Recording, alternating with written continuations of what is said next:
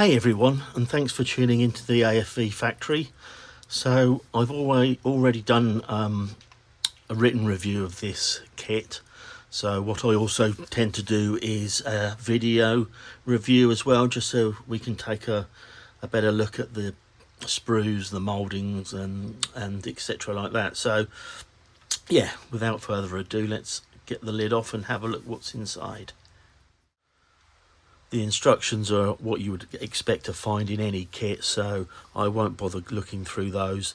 As I say, I did do a written review of this, and if you were interested in looking at the instruction manual, I've taken photographs of it, so you can find it on my Facebook page.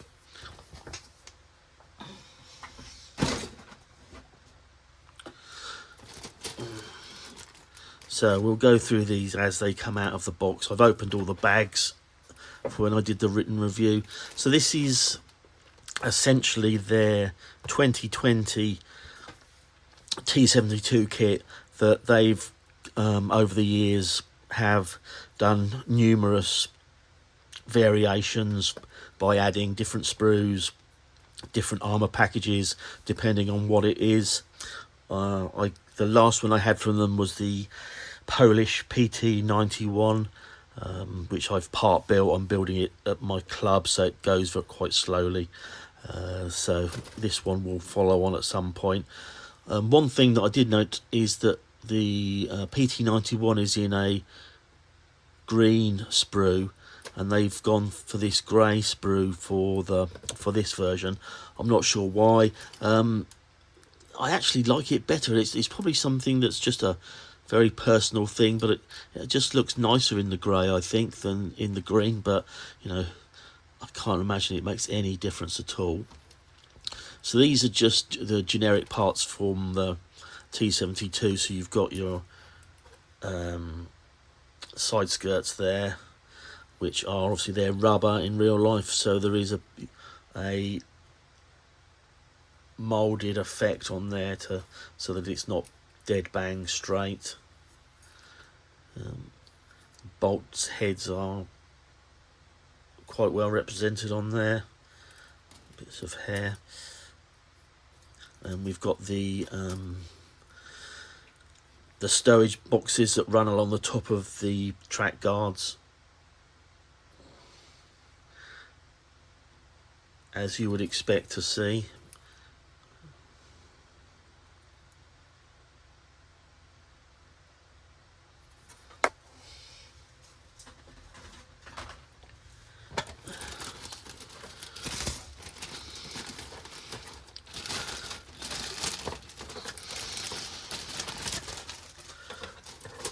So here we've got all the road wheels and sprockets and idlers.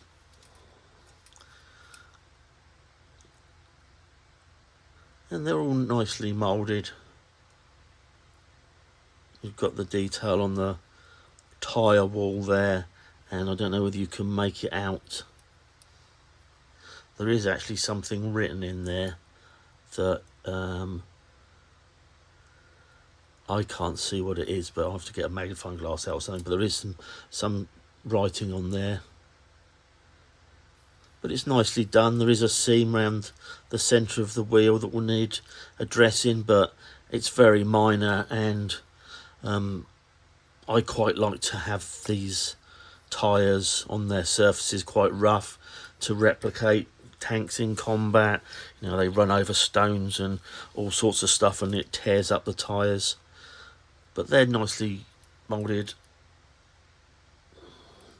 We've got the hubs here.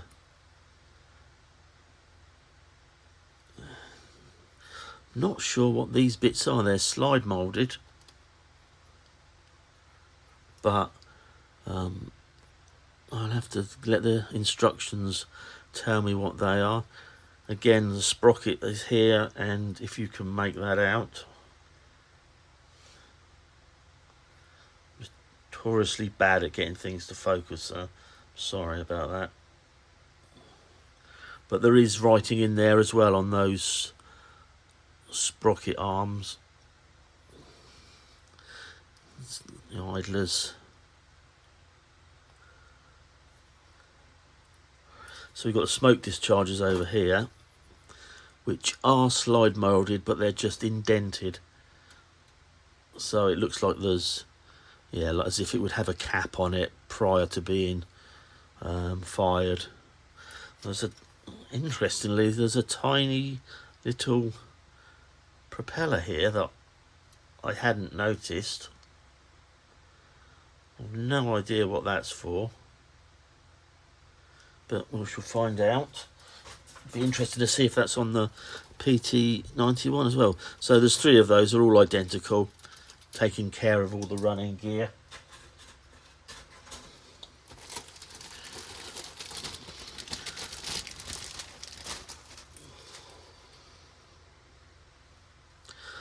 So these, yeah, this is another sprue specific now to the kit, the AMT. So these are the side skirts that you would see on the actual vehicle, and you can see that on the box art where they've added armour to the sides of that. So essentially what this AMT is a T-72A that the Ukraine has done a lot of modifications across the board on survivability, lethality, and just made it a much better tank. I don't know how they've performed actually in the war, but it'd be interesting to know. But they have a lot of experience now with tanks and what works and what doesn't. So we've got some ERA blocks here, and they're curved, so they must be going onto the turret. And these are the tiles. These are sort of the shrouds that cover the turret, and then the tiles attached to those. But everything looks nice.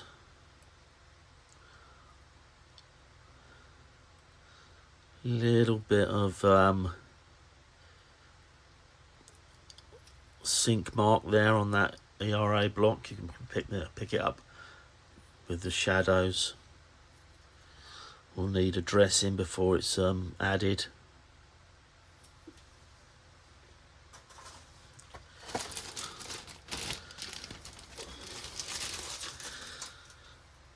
So I don't believe all of this is going to be used, because we've got some sort of turret roof here, but there is a complete turret which we'll get to. So this must be for a different vehicle. You know, as I said before, they've mixed and matched to get specific vehicles. So that must be what that is. This is the turret lower, that's the bottom of it. It would go like that. So that goes inside the tank.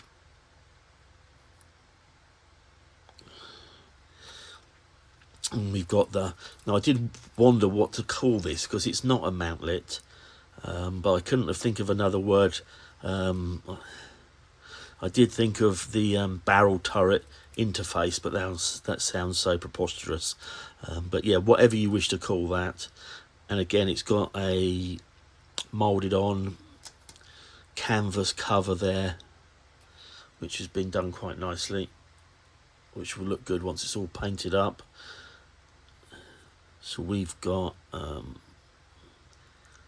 bits for the turret here, because some sort of armoured cover that is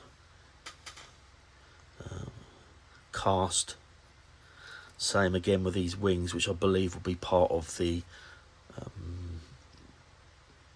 hatch for the cupola.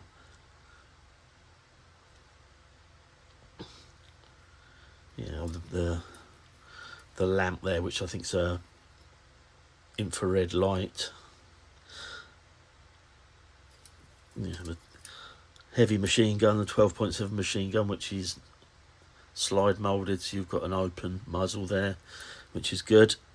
And it's got some tiny little bolts. I mean, this is what I've been saying, and I do tend to say this quite a lot about a musing hobby. is that they steer their own course. They don't go for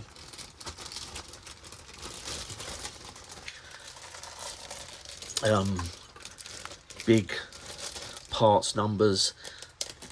They, like other manufacturers seem to, I don't know, feel that the more parts in it, the better it must be as a kit, and so therefore, you're getting well over 1,000 parts per kit, and it's just for me anyway, personally, just becomes a slog trying to get through it. So I find this with Amusing Hobby quite refreshing.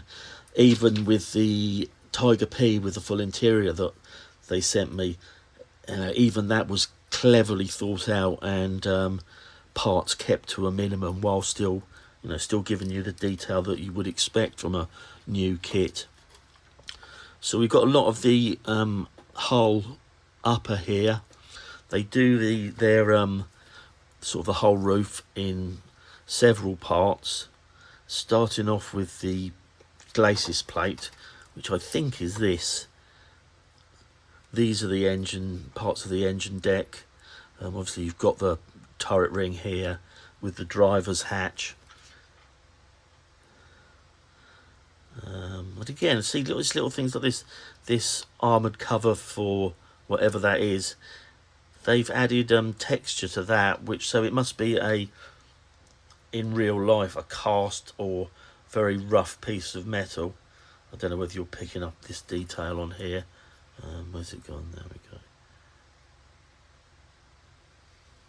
I'm sorry if you're not getting this, because my phone just does not want to focus sometimes. But it's fine. It's a fine detail, but it's there, which I think is good. So yeah, there's the part that goes onto the front of the glacis plate, which I think just is there just to divert water away whenever there's a bow wave, to stop the driver's compartment flooding.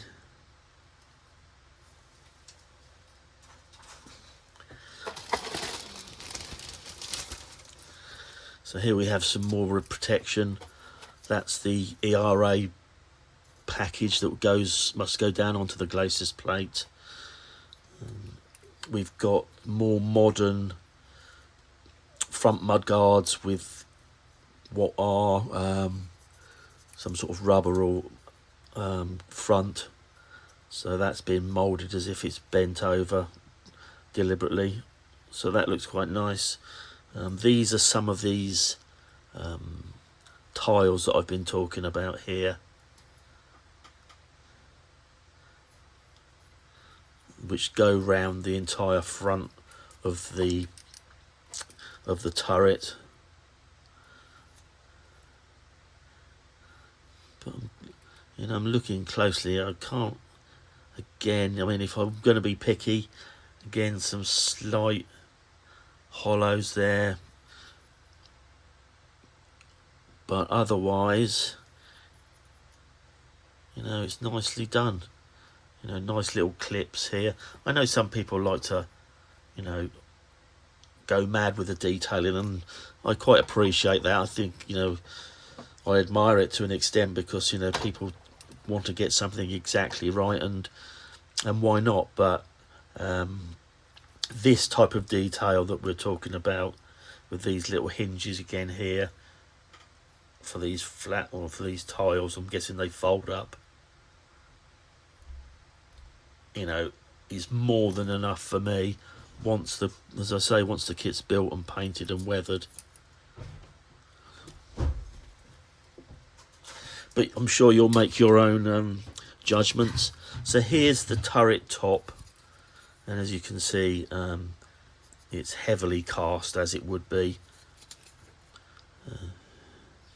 Some nice big typical Soviet welding beads, huge. And in a way it's a shame, because pretty much that entire turret disappears under the modern armour package.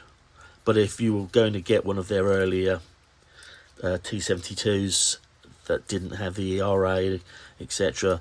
This is what you can expect to get.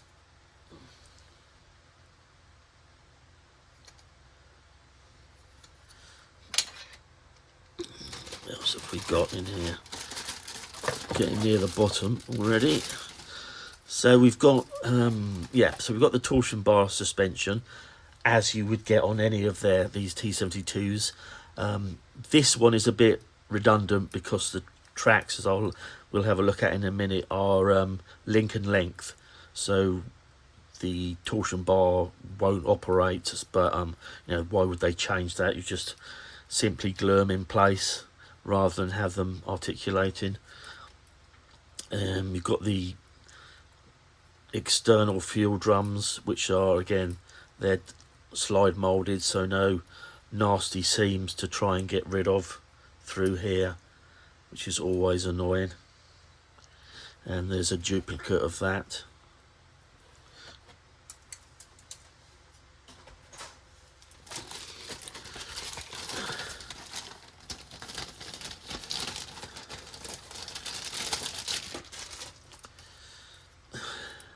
Yeah, so these are the original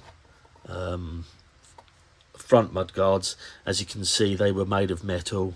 The sort of big strengthening lines down the front there to give them strength rather than flexing.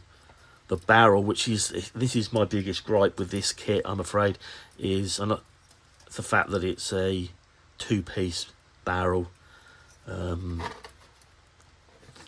I know they're using their old kit and using it to the best that they can, but they could have added, made a change, either made a separate sprue with a slide molded barrel, or a 3D printed one, or even added a metal barrel to it. A lot of other companies do that, but there you go. Hopefully something for them to maybe consider in the future.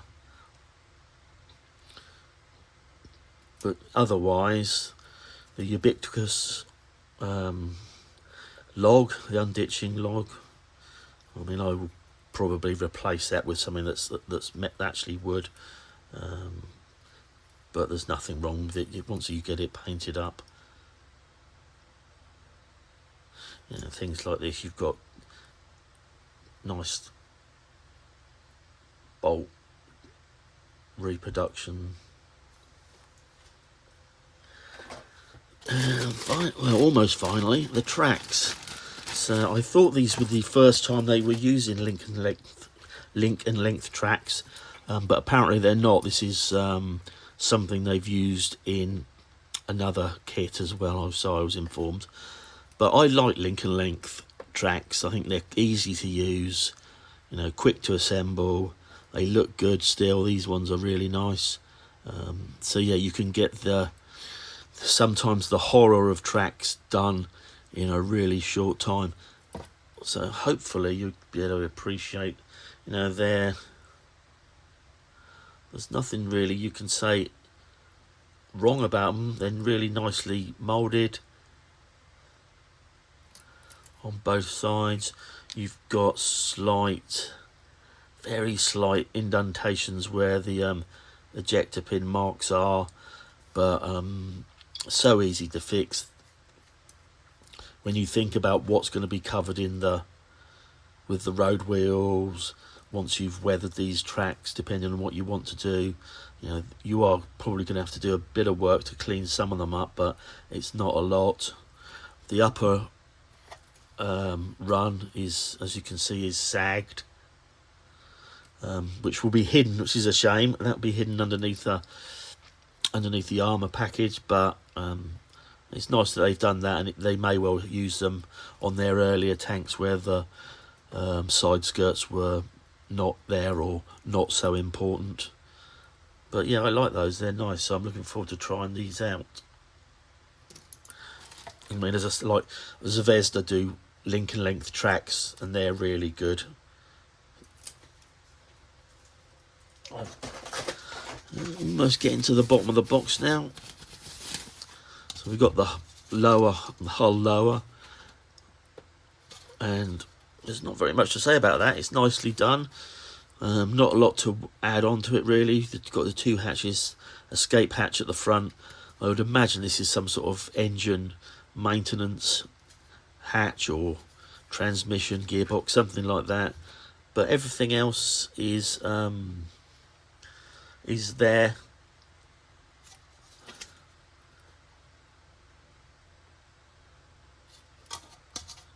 So yeah, not really much to say. It's nice and it is straight.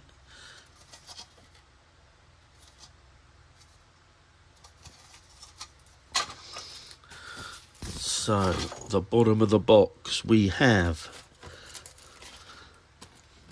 a fret of grills and bits and pieces.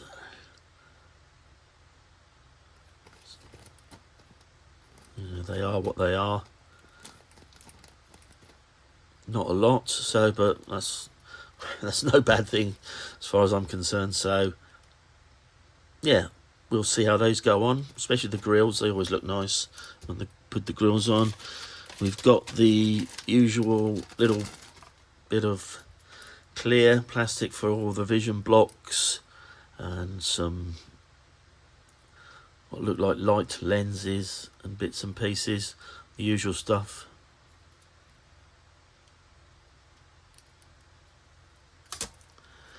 And we have one piece of thick string, which is for tow cables, one bendy spring, which is believe, if I remember correctly, for the extra fuel tank plumbing, and I think that's what this wire is for as well, so that you can show the fuel tanks how they're plumbed in and entering into the tank, which is nice. Not everybody does that. So, and finally, this little bit of photo 3D printing,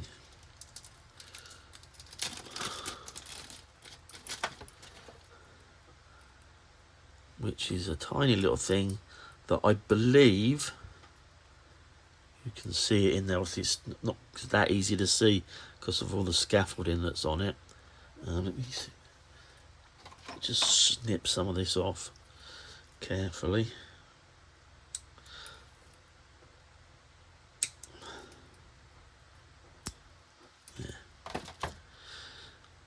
Yeah, so you can see in there, I think this is a sight. I think fairly sure, well, this is a gunner's sight. So I'm guessing that this is specific to the AMT, and that's why they've added this as a 3D part, because it doesn't exist on any of the other T-72 variants that they've done. So yeah, nice touch. They're doing that quite often now with little bits of PE for various things. So there it is. There's not a lot there, you know. There's enough to make it a enjoyable model. You're not getting robbed by not having enough in the way of sprues, but it's not a humongous box full. So you make your own decision as to whether you want to have lots and lots of bits, or you know, it's not cutting corners, but take a slightly easier route, maybe, if you want to call it that, or quicker route to completion. Yeah, I'm sure those people that are on either side of that fence. But yeah, I like this kit. I can't really think of anything that I've come across that's I can really point out that's bad, other than the barrel, which is disappointing. But otherwise, it looks nice. It looks better. It all looks better in the grey. So I am thinking that maybe they've got some different sprue material that they've used that's replaced the green. That I could also there be talking nonsense, but we may find out. But that's it really in a nutshell. Any questions or comments, please just add them down the bottom of the video, and I'll speak to you soon with another one of these. Thanks a lot for tuning in. Bye.